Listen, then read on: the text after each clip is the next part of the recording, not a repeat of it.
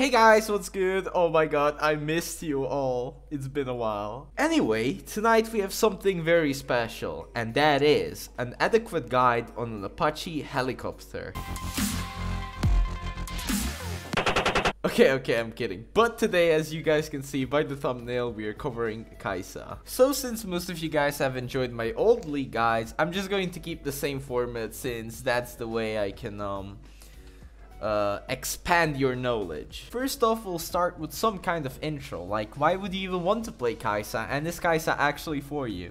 So if you hate playing hyper carries overall or champions like Vayne that kinda suck in the laning phase, I would not advise you to go for Kai'Sa. However, if you want to do it, just fucking do it, dude.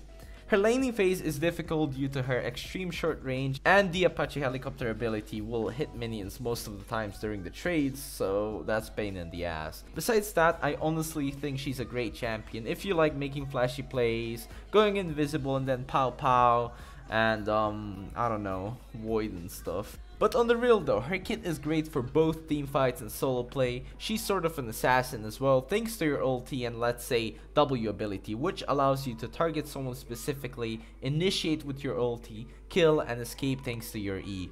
I would say she's kind of hard to play for your first 20 games, but then you'll start learning her damage, when to go in, and so on. So, if you truly want to learn Kai'Sa, I'd suggest you to commit playing games mostly with her, because in my opinion that's the best way to get used to the champion. And I guess I shouldn't be mentioning that she's crazy good late game, not only because she has her E and ulti which gives her more survivability, but also because she's on hyper carry, and hyper carries are nuts late. Also, I almost forgot to mention a very important factor when it comes to this champion, and that is that she can build both AP and AD, which is very hard to itemize against. So hopefully that gave you an idea of how strong Kai'Sa actually is.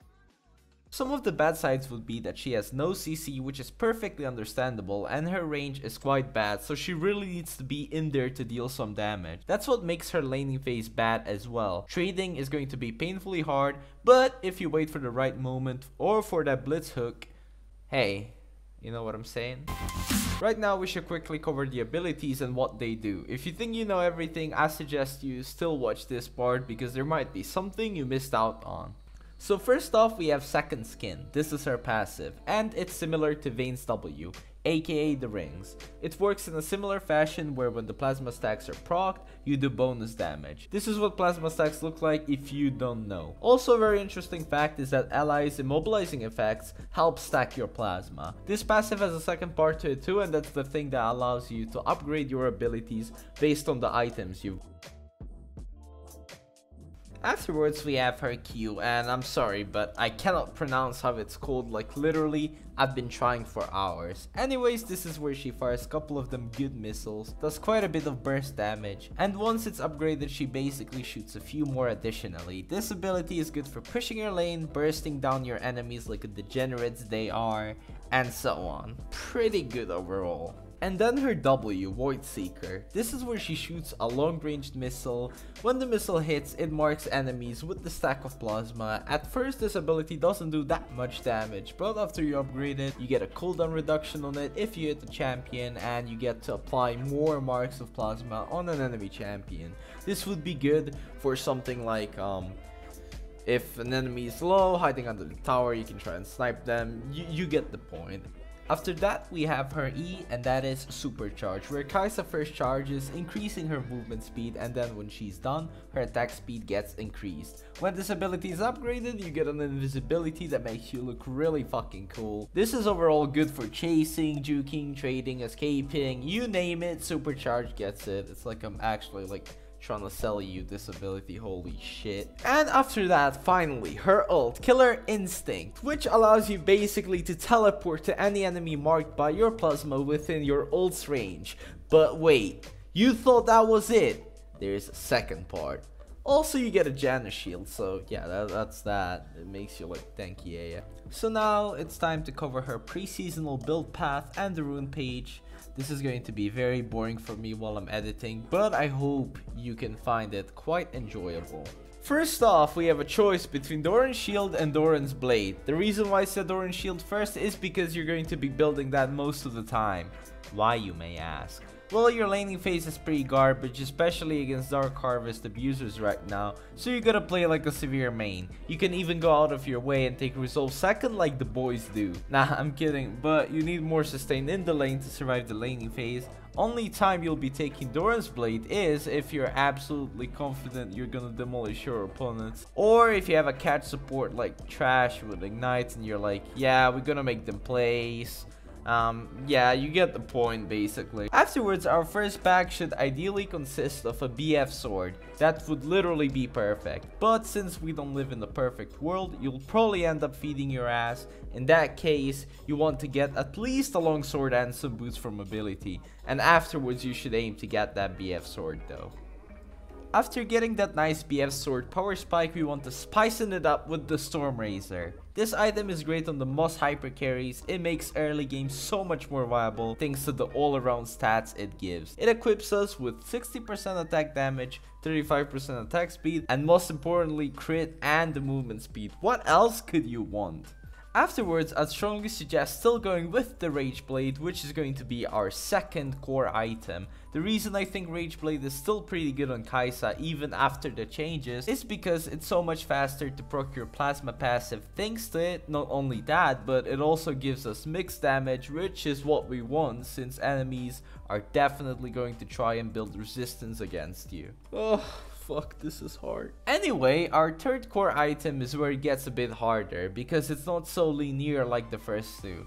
When I say that, I mean we have two choices here. Either we go for Runon's Hurricane or Nashor's Tooth.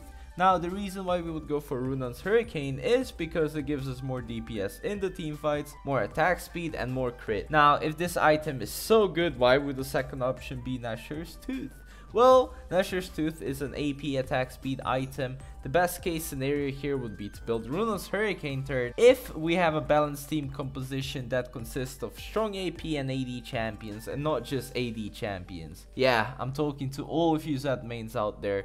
Pick AP sometimes, man. Jesus Christ. Anyway, having Nashor's Tooth will make you even harder to build against since you have Rage Blade, which is mixed damage, and now Nashor's Tooth as well. It is recommended buying against teams that have a lot of armor, so you know what to do. Now this is where we have multiple choices as well for our fourth item. We can either choose to build Infinity Edge, Guardian's Angel, or Zhonya's Hourglass. The reason why we would want to go for Infinity Edge is because our crit is doubled, which synergizes very well with your Storm Razor and Runon's if you build it second. Not only that, but 10% of our crit is converted to true damage, which is extremely good against tanky champions. And almost forgot to mention, it gives shit tons of AD.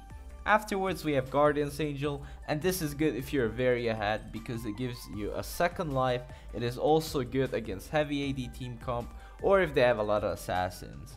And last but not least, Zhonya's. We want to build Zhonya's if they have a fat champion on their team stomping your ass, heavy armor, or for the purpose of the mixed damage. It is truly a game-changing item.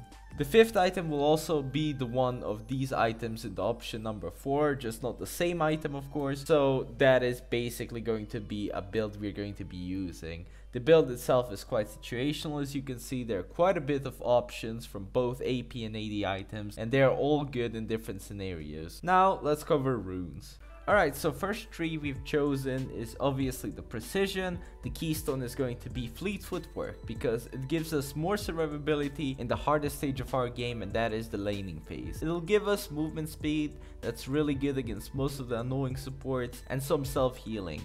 Afterwards, Triumph for them outplays, Alacrity for the attack speed, and Coup de Grace, which will make our plasma proc deal a lot more damage. The second tree would want to pick Sorcery, and in Sorcery first off we'll go with the Celerity for the extra movement speed and Fleet Footwork synergy, and Gathering Storm because it gives us a lot more damage later on, which is really good for us. Now the new 3 extra thingies, I don't really know how to call them, but we'll go with the attack speed first, which will be very helpful in the lane. Afterwards, extra armor, unless the enemy support is going to be the main concern, so something like Brand or Zyra. In that case, you want to take the magic resist. And afterwards, we're going to pick the scaling health. So that was it, guys. For some mysterious reason, it took me like 5 days to make this video, and I've been inactive as fuck. Like, honestly, I haven't been uploading in like a month, which is pretty unfortunate, but hey, the boy is finally back. I'm ready. I'm gonna bring you a lot of preseason juice, you know what I'm saying? I'm gonna go hard, and you're gonna get a lot of great league content, and yay. I'm super tired right now, holy shit. Almost lost my voice. So yeah, it's raining outside, very interesting actually. Pretty cold as well. Today I had a beef with the porn star. It was pretty interesting. So yeah, peace out guys. Much love.